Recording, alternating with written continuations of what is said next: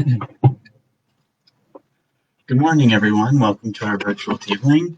And so today is it's November 3rd, and we are 3 days into National Diabetes Month. And so today I'll kind of go over, before you develop type 2 diabetes, you develop something called prediabetes. And so what we'll do today is just kind of do like a short little overview of that and the different lifestyle changes that you can make to possibly delay or even prevent entirely developing type 2 diabetes if you have prediabetes. And so we also include in the description a link to the CDC's website where you can take a risk assessment, and that will tell you if you're, your risk level of having prediabetes. So without further interruption, let's get started. So what exactly is prediabetes? So prediabetes is the condition that comes before type 2 diabetes. At this point, insulin resistance is starting to occur, and a lot of people don't feel any symptoms if they experience any at all. And prediabetes is actually pretty prevalent in the US. So about 88 million adults have prediabetes, which is a little over a third of adults. And of those adults that have prediabetes, actually 8 in 10 don't actually realize that they have prediabetes. And this is because you don't feel any symptoms, or you might, feel, very little symptoms or something like that. And so what's the big deal? If you don't experience any symptoms, what's the point? Who cares? Well, prediabetes increases your risk of developing type 2 diabetes. And on the right, I do have some health problems that are caused by type 2 diabetes. So for example, kidney damage or kidney disease, nerve damage. You could develop vision problems. You could have poor foot and oral health, as well as skin infections are quite common in people with type 2 diabetes. And in addition to, your increased risk of developing type 2 diabetes, you're also at an increased risk for heart disease, stroke, and different kinds of cancers such as stomach or colorectal cancer. And so the main way that you would prevent or delay type 2 diabetes is, of course, getting more healthy lifestyle changes into your daily routine. So for example, specifically more with, preventing or delaying type 2 diabetes, you want to cut back on your sugar intake, especially added sugars. You want to eat more fiber because eating fiber is good for, things like colorectal cancer. But in addition, fiber also helps with controlling our sugar. We also want to reduce the calories we consume and exercise at least 150 minutes per week. And this amounts to about, a half hour, for 5 days a week. And these two kind of work in tandem because our overall goal is to lose about, for those of us that would need to lose weight, to lose about 5 to 7% of our body weight in order to kind of help control diabetes. And so different dietary changes you can make. So avoiding sugary beverages. So of course this includes things like soda, but a lot, more sneaky beverages. So such as different fruit juices tend to have a lot of sugar, as well as adding sugar into your coffee or tea. So you want to go for diet beverages as much as possible. So maybe like a diet soda, or one of those Crystal Light packets that you can just pour into, a bottle of water. Of course, also just drinking regular water, and also drinking to, black coffee or unsweetened teas. Another change we can make is eating more dark green vegetables. So, of course, our leafy greens like spinach, romaine lettuce, kale, but as well as broccoli and asparagus and Brussels sprouts. And replacing that with a lot of the starchy vegetables we eat, such as corn and potatoes, things like that. Another change we can make is switching to whole grains. So a lot of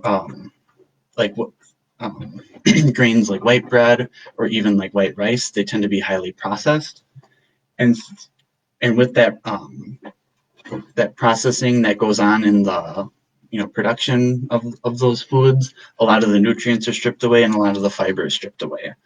And so switching to whole grains, you get more of those nutrients, more of that fiber into your diet.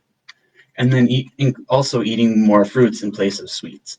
So fruits have a lot of natural sugars already in them, and things like, especially things like berries, berries are chock full of fiber and they're very good for us, as well as having a lot of antioxidants. So that's another good change that we can make to our diets.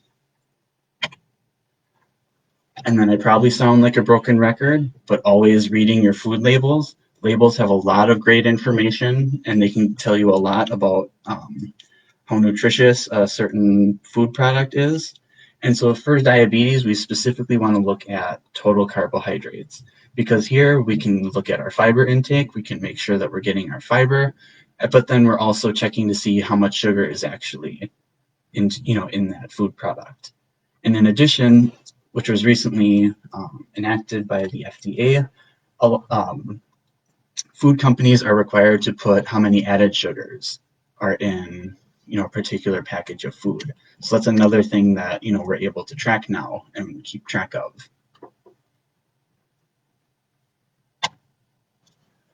And then the other half of healthy lifestyle is increasing our physical activity.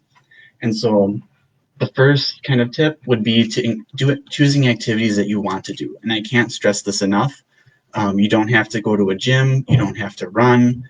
There's so many different ways you can include activity into your daily life. There's so many different options. You just have to find one that you want to do.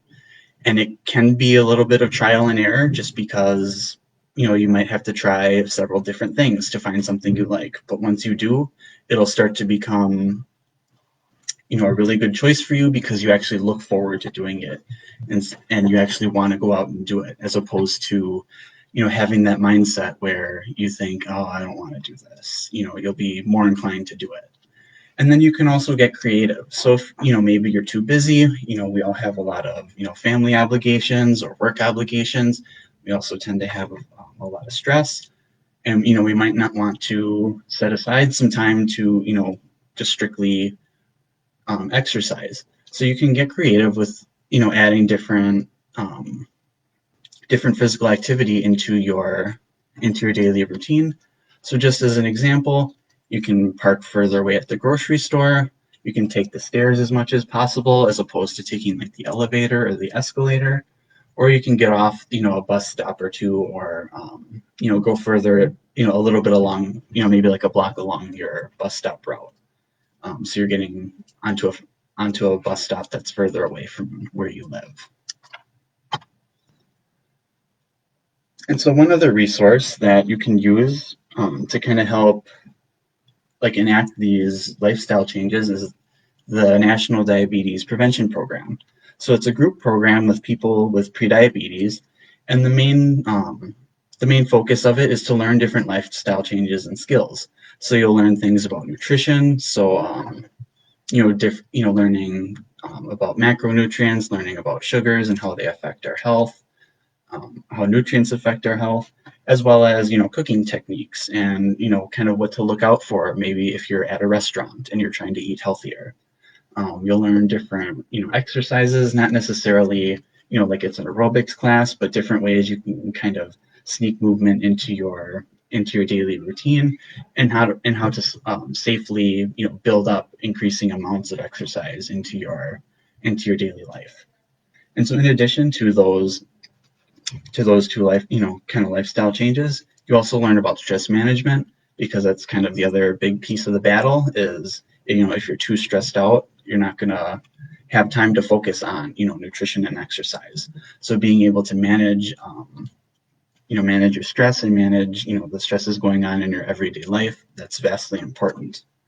And then also learning how to manage the lifestyle changes that you made, because a lot of the time everyone might relapse at one point. It happens to everybody.